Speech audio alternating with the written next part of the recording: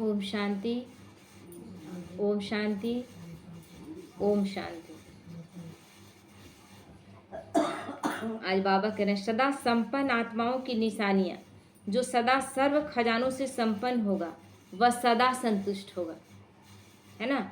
और वो संतुष्टता चेहरे से दिखेगी। असंतुष्टता का कारण है अप्राप्ति। कोई ना कोई चीज इच्छा है और वो प्राप्त नहीं हुआ है। लेकिन बाबा के बच्चों को सब कुछ प्राप्त है, क्योंकि बाबा ही तो मिला है। और चाहिए क्या? कुछ कुछ देर के लिए जिन चीज़ों के लिए लगता है, तो वो भी क्या लगता है, कुछ सेकंड का रहता है। कुछ सेकंड में मैं मेरापन आता है, क्योंकि मैं मेरापन नहीं तो आप परेशान होंगे ही नहीं। आपको जो हर कुछ आप बाबा को सौंप दिए, मेरा कुछ है ही नहीं, फिर भी आप परेशान हुए, यानी फिर आप पकड़े कि मेरा है। तो ये जो आता है ये इसीलिए आता है कि मेरा है, नहीं काम हो रहा है, कुछ काम है जो नहीं बन रहा है। क्यों नहीं बन रहा है? मेरा काम। बाबा का काम है, वो मेरे से ज़्यादा समझदार है ना। तो इसीलिए संतुष्ट हम है, भगवान ही मिल गया है, कुबेर का खजाना मिला हुआ है। लेकिन जब उस खजाने को छोड़कर फिर, जब बाबा नहीं बोलता बीच बीच में बच्चे मिट्टी में खेलने लगते हैं और गंदे हो जाते हैं, मैं तुम्हें हीरो से खेलने कहता हूँ और तुम मिट्टी में खेलते, तो मिट्टी में खेलते हैं, हाथ गंदे हो जाते हैं। और जब हाथ गंदा होता है फिर तुरंत याद आता है कि ये क्या किया। लेकिन प्राप्त तो है, जब भगवान ही प्राप्त है तो और चाहिए क्या। तो इसलिए बाबा कहता है कि असंतुष्टता का कारण है अप्राप्ति। जो भरपूर आत्माएं हैं वो अन्य आत्माओं को भी दे सकेंगी, क्योंकि बाबा हमें ऐसा नहीं बना रहा है कि बस तुम भरपूर रहो। इस तरह ये दुनिया जो भी चल रही है, कलयुगी दुनिया में, मेरे पास सब कुछ होना चाहिए, हम किसी को दें, ये तो मेरे से किसी को मिल जाए, मेरे से किसी को लाभ मिल जाए, यहाँ तक कि तन से भी किसी को मेरे द्वारा सेवा मिल जाए, ये हम चाहते ही नहीं। लौकिकता में यही था ना, आखिर लड़ाई झगड़ा घर में क्यों था? हमको ज़्यादा काम करना पड़ रहा है, कहीं मेरा शरीर तो ज़्यादा नहीं, हमको तो ज़्यादा नहीं खटाया जा रहा है, यानी मेरे से शरीर द्वारा भी ज़्यादा कोई न ले ले, कोई हमको मूर्ख न बना ले। लेकिन जब हम भगवान के बनते हैं तो क्या हो गया, जितना हम दे सके देने वाले बन गए, शरीर द्वारा भी जितना सेवा कर सके। तो इसीलिए बाबा कहता है कि जो भरपूर है वही आत्माएं तो अन्य को दे सकेंगी ना। एक कहानी आज पढ़ रहे थे जो बहुत अच्छा लगा। कभी कभी हमें जो मिला है उसको ध्यान नहीं रख रहे कि मिला क्या है, बहुत बड़ा खजाना मिला है। जब हम जीने की इच्छाएं, यहाँ तक कि अब इच्छा को क्या करेंगे, जब जीने की इच्छा समाप्त हो चुकी थी, उसमें तो सब कुछ था मेरे पास, लेकिन जीने की इच्छा नहीं थी। कुछ ऐसा था कि जीने की इच्छा नहीं थी, और कुछ ऐसा वो किया कि अब जीने की इच्छा है, अब उसके बाद भी कुछ चाहिए क्या। तो अपने आप पर जब चेकिंग चलता है तो लगता है कितने मूर्ख हैं, और तब चेहरे में थोड़ा उदासी आता है। उदासी इसलिए नहीं आता कि मुझे कुछ मिला नहीं, तो कितने बड़े हम लोग बेवफा हैं, इतने बड़े बेवफा है जो हमको जब जीने की इच्छा समाप्त हो गई तो जीने की इच्छा उसने भर दिया मेरे अंदर। अब लगता है मेरे जीवन का यूज हो सकता है, पहले पता ही नहीं था, अब मेरे जीवन का, मेरे एक एक सांस का यूज हो सकता है। हर पल हम किसी के काम आ सकते हैं। तो कब आ सकते हैं? जब होंगे भरपूर, तब कि हम तो खुद ही, मेरे अंदर कुछ चाहिए का इच्छा बचा हुआ है, और ऐसी आत्माओं से पाने की इच्छा रख रहे हैं जो भगवान के अभी बने नहीं हैं। इससे बड़ा कंगाली और क्या हो सकता है? ये बहुत बड़ी मूर्खता है। तो इसलिए बाबा कहता है जब आप भरपूर होंगे तब देने सकेंगे। तो जो मिला है उसको ध्यान में रखिए। तानसेन को बहुत बड़ा निधि मिला था कि अकबर के दरबार में वो बहुत बड़ा गायक था, उससे बड़ा कोई गायक नहीं है ना। उसको उपाधि मिला हुआ था कि बहुत बड़ा गायक है। लेकिन विट्ठल स्वामी जो थे वो विट्ठल संप्रदाय के बहुत बड़े गायक थे, उससे मिला और वो पूरा अपना बखान किया। सबसे पहले जो गुणवान है वो अपना बखान नहीं करेगा। हमारे गुण, जो अगरबत्ती बोलता है कि मेरे में खुशबू कितना है, जबकि हमारे द्वारा बनाया गया है, लेकिन जलता है तो उसका खुशबू चारों तरफ फैलता है, तब जानते हैं कि इस अगरबत्ती में खुशबू कितना है। मेरे चरित्र की खुशबू फैलेगी ना, उनको बताने का जरूरत पड़ेगा। तो वो अपना पूरा बता रहा था कि इतना हमको अकबर के यहाँ मतलब 1 नंबर पे रखा गया है गायक के रूप में। बोला ठीक है गाओ। गाया, तो गाने के बाद वो 1000 रुपया उसको दिया। बोला ये इसलिए दे रहे हैं कि तुम उस राजा के दरबार में गा रहे हो, अकबर के दरबार में, इसलिए। और मेरे द्वारा अगर तुम्हारी गायकी का कीमत है तो 2 कौड़ी दिया, 2 कौड़ी। तो पूरा गुस्सा हो गया कि इतना बड़ा गायक नंबर 1 में हम है और मेरा गायकी का कीमत सिर्फ 2 कौड़ी है। तो पूरा मतलब गुस्सा, क्योंकि अहंकार है तो क्रोध लाएगा, क्रोध आ गया पूरा। तो बोला थोड़ा धैर्य रखो। अपने साथ एक गायक लाया हुआ था गोविंद स्वामी, बोला तुम गाओ।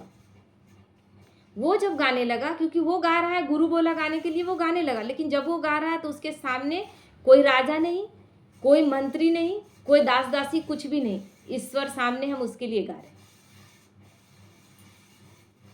ऐसा गाने लगा कि सब झूम उठे, यहाँ तक कि तानसेन भी भूल गया, अपना सुध बुध खोकर एकदम चला गया, एकाग्र हो गया, एकदम भगवान से कनेक्शन जुड़ गया।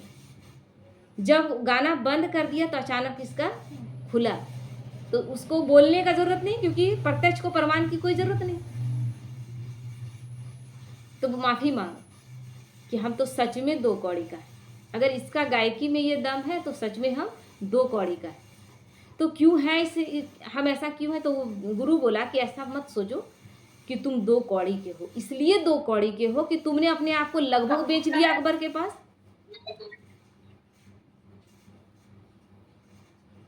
तुम गाते हो एक राजा को खुश करने के लिए, तो राजा, एक साधारण राजा लौकिक में हमको कितना देगा? वो कितना प्राप्ति हमको देगा, कितना कराएगा?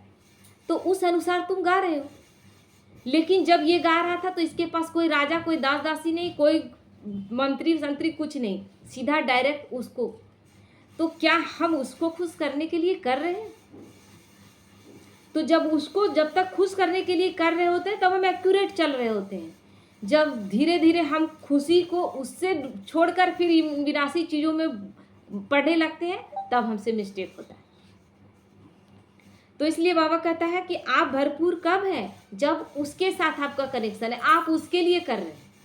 हमको केवल वही दिखाई देता है। अर्जुन को क्या दिखाई दिया? मछली का आँख। कृष्ण पूछ रहे हैं कि तुमको क्या दिखाई दे रहा है? तुमको आँख में निशाना करना। बोला हमको आँख ही दिखाई दे रहा है। निशाना चुकेगा? कभी नहीं चुकेगा। तो अगर स्वयं में कमी होगी तो औरों को भी दे नहीं सकते। और यहाँ कमी रखना नहीं है, क्योंकि बाबा निराकार है, वो अपने कुछ करता ही नहीं, वो कराना करावन हार वही है, लेकिन हमारे द्वारा करवा रहा है। तो हमारे गुणों को वो यूज करेगा ना। हम जिस लायक है उस लायक वो हमको यूज कर लेगा। अच्छा बांसुरी है, अच्छा सब तरह से परफेक्ट बना हुआ है, बजाने वाला उसको अच्छा से बजा लेगा। बांसुरी में फॉल्ट है तो बजाने वाला चाहे कितना भी अच्छा क्यों ना बजा पाएगा। तो इसीलिए वो तो बहुत बड़ा सौदागर है, बहुत बड़ा जादूगर है और बहुत बड़ा रत्नागर है। लेकिन हम कैसे? हम अगर पूर्ण रूप से एकाग्र हैं, हम अगर बोल रहे कि तुम जैसा ले चलो, तुम जैसा ले चलो, हम तुम्हारे अनुसार चलेंगे, तो वो मेरा यूज अच्छे से करेगा। तो इसीलिए बाबा कहता है संतुष्टता अर्थात संपन्नता। संपन्नता हर स्थिति में आपको संतुष्ट रखेगी, खुश रखेगी।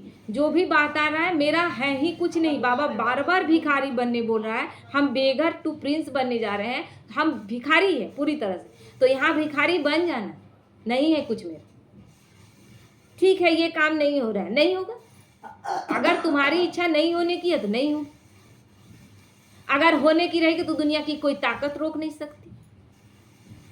लेकिन कहीं ना कहीं वही मैं और मेरापन आता, क्योंकि बचपन में एक बीमारी था, बचपन से एक बीमारी था कि ये चीज़ इस समय नहीं मिलेगा हमको, तो टाइम पार हो जाएगा, और इसमें जिद में अड़ जाते थे।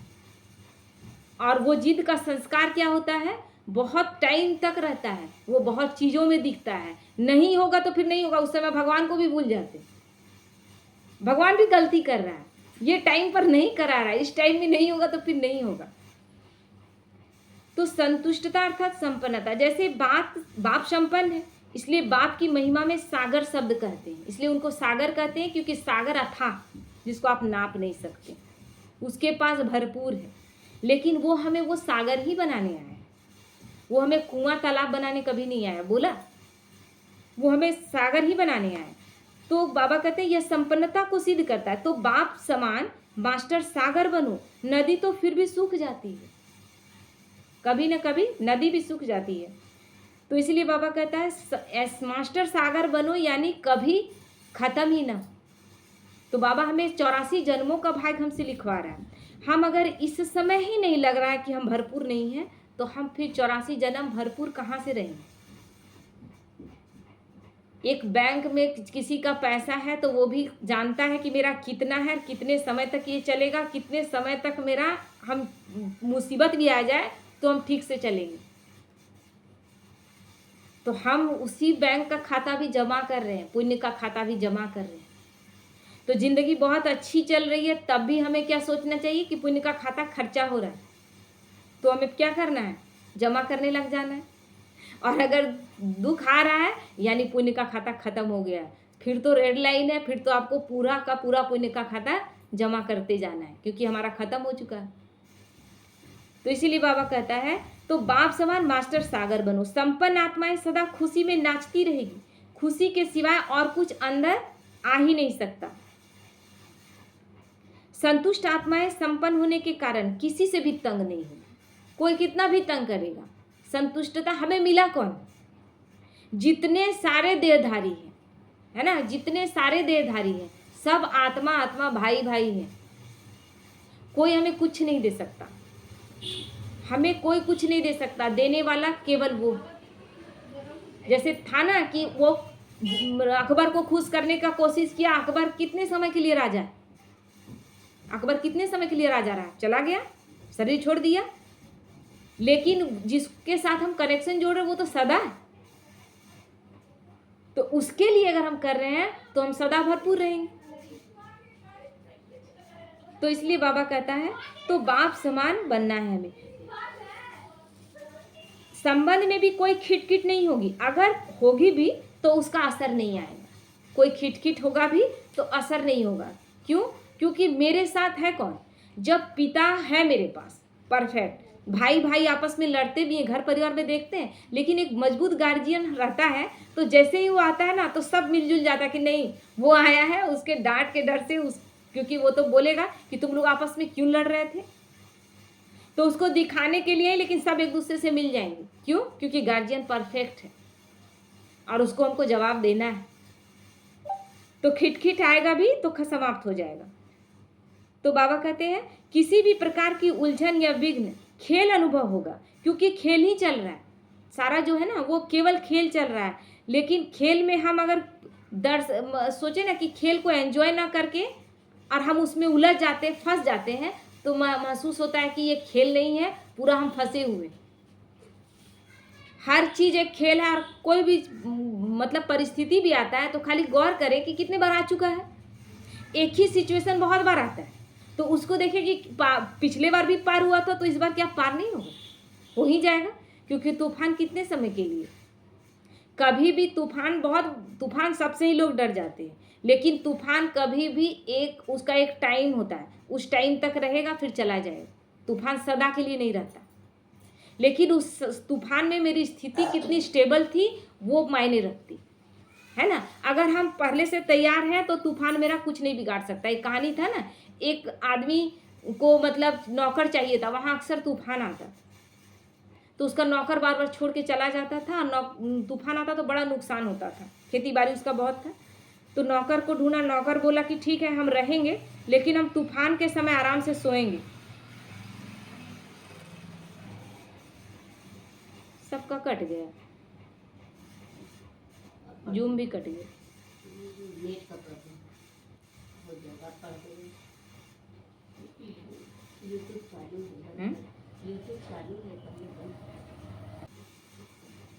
तो बोला कि तूफान के समय हम सोएंगे।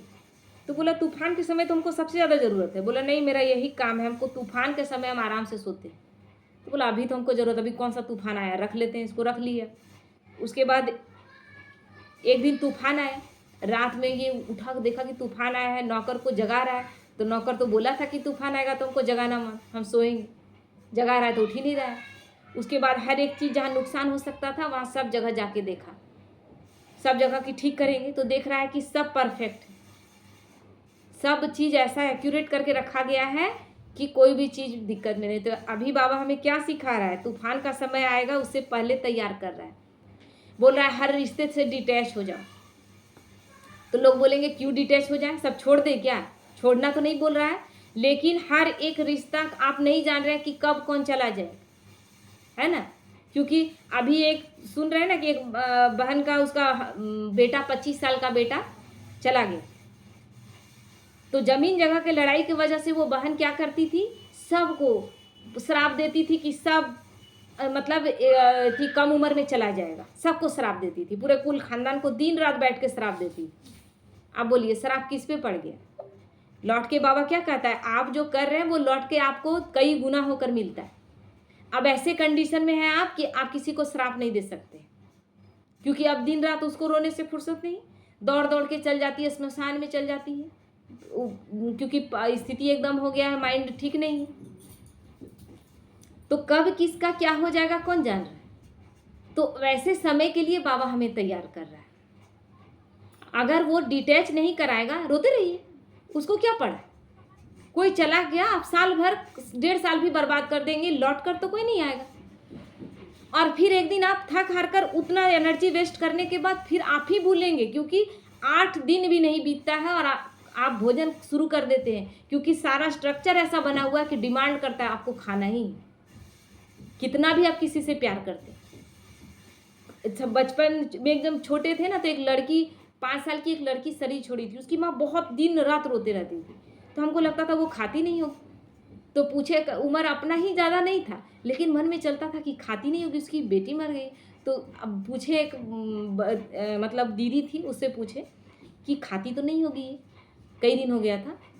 तो बोली कि पेट इतना पापी है कि 3 दिन भी नहीं रहने सकी और खा रही। तो हम इसमें क्या कर सकते हैं? तो अगर बाबा हमको कह रहा है कि तुम पहले से डिटैच हो जाओ, तो हमारी एनर्जी बचेगी ना, हमारी स्थिति पावरफुल रहेगी ना। तो बाबा जो भी कर रहा है हमारे लिए कर रहा है। तो इसीलिए बाबा कहता है समस्या भी मनोरंजन का साधन बन जाएगी, क्योंकि नॉलेजफुल होकर देखेंगे। क्योंकि हम सब जानते हैं कि इस यात्रा में अकेले आए हैं, अकेले जाएंगे, और कौन कब चला जाएगा, क्योंकि कलयुग है, ये भी किसी का फिक्स टाइम नहीं। कोई ज़रूरी है कि बूढ़े होके कोई जाएंगे? किसी का बेटा पहले चला जा रहा है, बेटी पहले चली जा रही है। वह सदा निश्चय बुद्धि होने के कारण निश्चय के आधार पर विजयी होंगे, सदा हर्षित होंगे, सदा विजयी होंगे, क्योंकि उन्हें पता है। मम्मा का था ना कि मम्मा की बहन शरीर छोड़ी, एक आंख से एक आंसू नहीं निकला। कितनी डिटैच रही होगी, एक आंख से आंसू नहीं निकला। अपनी बहन थी ना, उतना पावरफुल स्थिति था। या फिर बाबा के सामने मम्मा चली गई, जो सबसे अच्छा बच्चा था, जो इतना अच्छा से चल रही थी, जिसके बिना लगता था यज्ञ अधूरा है। और आज भी हमें लगता है ना, मम्मा के बिना लगता है कि कुछ भी नहीं है, सूना सूना लगता है। लेकिन बाबा तो कभी डिस्टर्ब नहीं हुआ। विश्व किशोर भाऊ जो उनके भतीजे थे, जिनके लिए वो बहुत बहुत प्यार करते थे, वो बहुत अच्छे मतलब चलने वाले बच्चे थे, लेकिन वो भी नहीं रहे। सबको अपने सामने देखे, अपने 2 पोतों को देखे जाते हुए। लेकिन स्थिति इतनी शक्तिशाली, तो क्यों इतनी शक्तिशाली स्थिति चाहिए कि नहीं चाहिए कि कुछ भी हो जाए लेकिन मेरे आंख से आंसू नहीं बहे? क्या ये हम नहीं चाहते हैं? हम अपने आप से प्यार करते हैं। प्रॉब्लम ये है कि हम अपने आप से प्यार करते हैं। बाबा कहते, इसलिए बाबा कहते हैं पहले अपने आप से, अपने देह से और अपने आप से लगाव खत्म करो। हम क्या कहते हैं, इसको कुछ हो जाएगा, मेरे बेटे को कुछ हो जाएगा तो हम रहने नहीं सकेंगे। बेटे को कुछ हो जाएगा, ये फैक्टर है ही नहीं, हम नहीं रहने सकेंगे, ये मेन फैक्टर है, यही है लगाव। तो जिस दिन हम अपने आप से लगाव खत्म कर देंगे, उसी दिन हमारा सारे रिश्तों से डिटैच हो जाएंगे। कोई रिश्ता हमें रुलाएगा नहीं। इसीलिए बाबा कहता है अपने आप से पहले लगाव खत्म करो, क्योंकि जितने सारे लोग हैं जिसके लिए हम रोग आ रहे हैं, हम बोल रहे हैं उसके बिना हम नहीं रहने सकेंगे, वो हमसे बात नहीं करेगा तो हम नहीं रहने सकेंगे, ये सारा चीज़ क्या है? हम अपने स्वार्थ में हम नहीं रह सकेंगे। तो सबसे पहले इसलिए बाबा हमें डिटैच कराता है हर रिश्ते से। तो इसीलिए बाबा कहता है निश्चय बुद्धि होंगे तो इस निश्चय के आधार पर विजयी होंगे और सदा हर्षित होंगे। ओम शांति।